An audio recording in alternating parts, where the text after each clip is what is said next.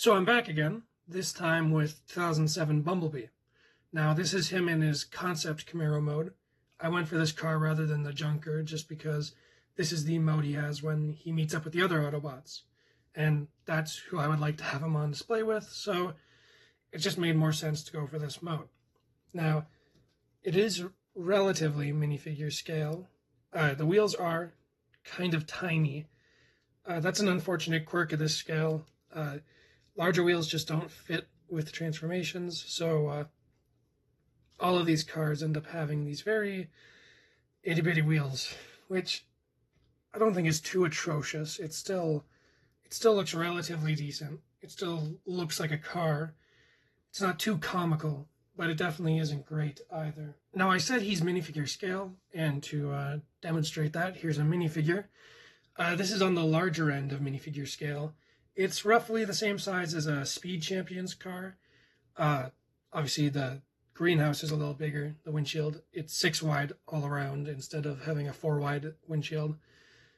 Because minifigures have funky scale, they're too wide for how tall they are. You're never really going to get a good minifigure scale. This is just the scale I went with. And I still think it looks pretty okay. The minifigure can look kind of tiny at times, but that's just kind of a quirk of the LEGO system, unfortunately. Now, this build is in the same scale as all of my Bumblebee movie mocks. However, I do have a character from this same film that I can compare him with, who will be the next video. So you can see that's how he scales with this inconspicuous police car. He can kind of roll, sort of. The wheels roll. However, you have to get things lined up properly. It can be a little bit tricky. So, in theory, he can, but in practice, it can be a little bit hard to get it to work. So now it is time to transform Bumblebee.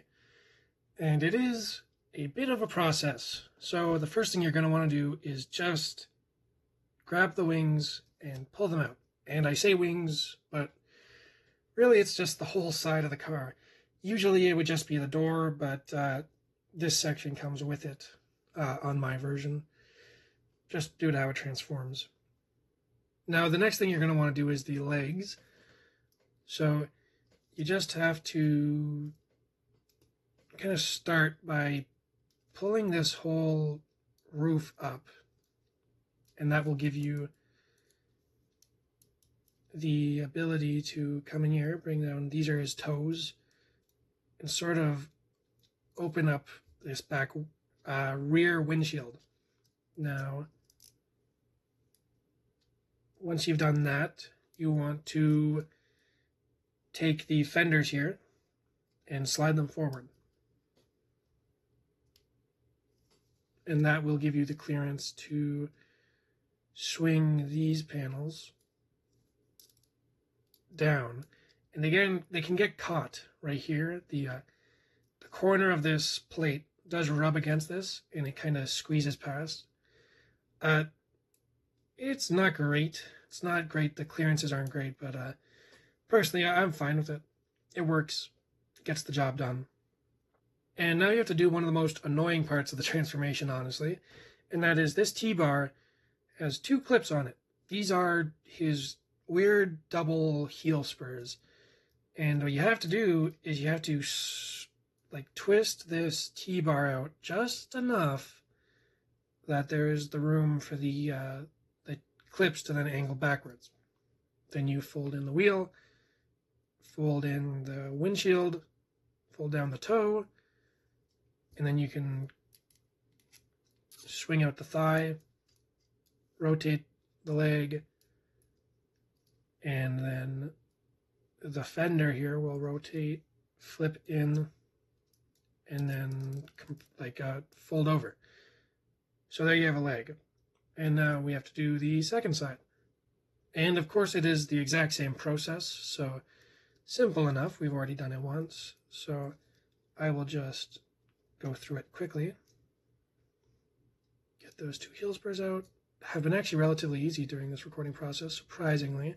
Usually that those pieces will just come flying off because this is just such a tight bar connection into the lamp holder, and then these clips are so weak. So depending on how you do it, it can be quite frustrating, honestly.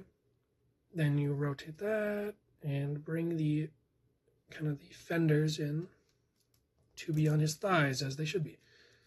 And oh, whoops, pulled too hard on that. And you have legs, which you can see it's a car with legs, which that's something, all right. And once you've done that, you kind of want to take these arms and spread them out of the way so that this kind of, I don't even know what to call this structure can come out and fold out. Once you've done that, the next thing you want to do is probably just deal with the arms. And this is then, I would consider the heel spurs to be the second most frustrating part of this transformation, and the shoulders are the most frustrating because, my God, can they be tricky. Because basically what you're trying to do is on this stud, this stud friction hinge, you're trying to swing out this mixel joint. And the clearance is very tight. And that's just due to the fact that I want to get these arms as bulky and as accurate as possible in as little space as I had. So it's unfortunate, but I think it's worth it. So this piece, you have to fold it up, and you will kind of just kind of have to pull this up as far as it goes and squeeze it past this bar. And if you do it right and carefully, nothing will break.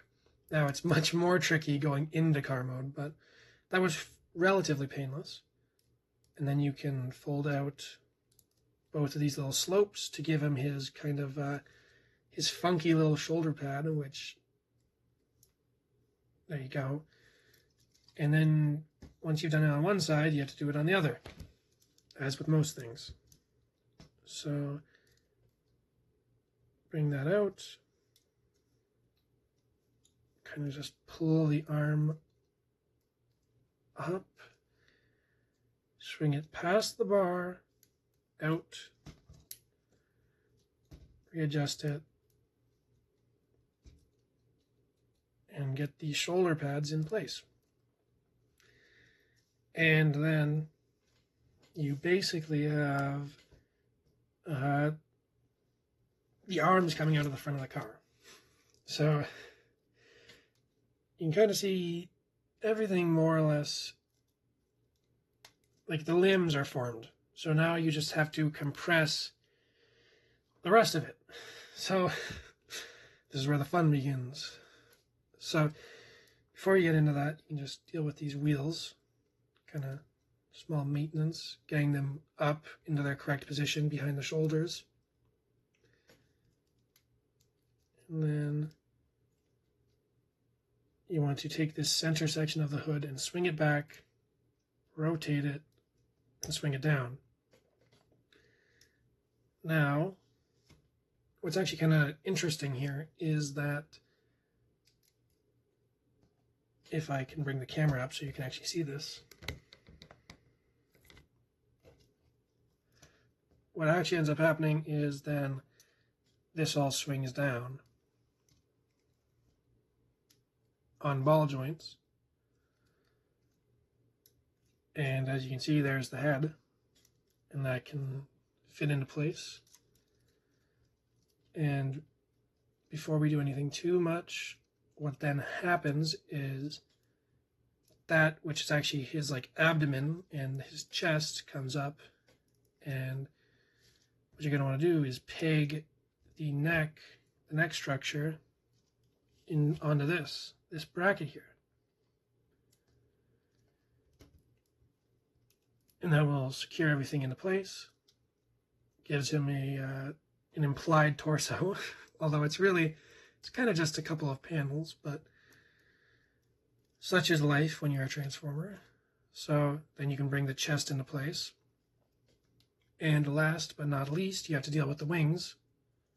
So he does have his double wings, however, it's a little bit funky because this whole section is his double wing.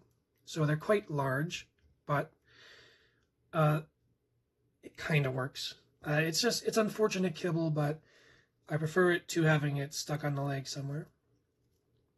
And once you're done, he can stand up and look quite cool if he was in focus. So here we have Bumblebee in his robot mode, and honestly, I really love this. It's just so accurate looking to me. There are some details that just aren't there, like his knee pads. Unfortunately, I couldn't fit those in. But I think in general, this is just so close that I'm just really happy with this. And I might try and do a version 2. In fact, by the time this is up, I might be working on that. But mostly I want to do a version 2 just so he's shorter. In terms of accuracy, I honestly think this is about as close as I can get. Though, I guess we'll have to see in the future if I can get something even more accurate. Now, he has kind of a bit of a backpack. He has this big chunk of the hood, but the roof is kind of integrated into his transformation. Like it's not hanging off his back as much as it is his back. So I don't mind that too much. His mini wings are kibbly, unfortunately, but I think they get the job done. Other than that, wheels in the right place, chest looks nice, other wheels in the right place. He has the 2 heel spurs, and you have the fenders in the right place, and they look right. So I'm generally pretty happy with him.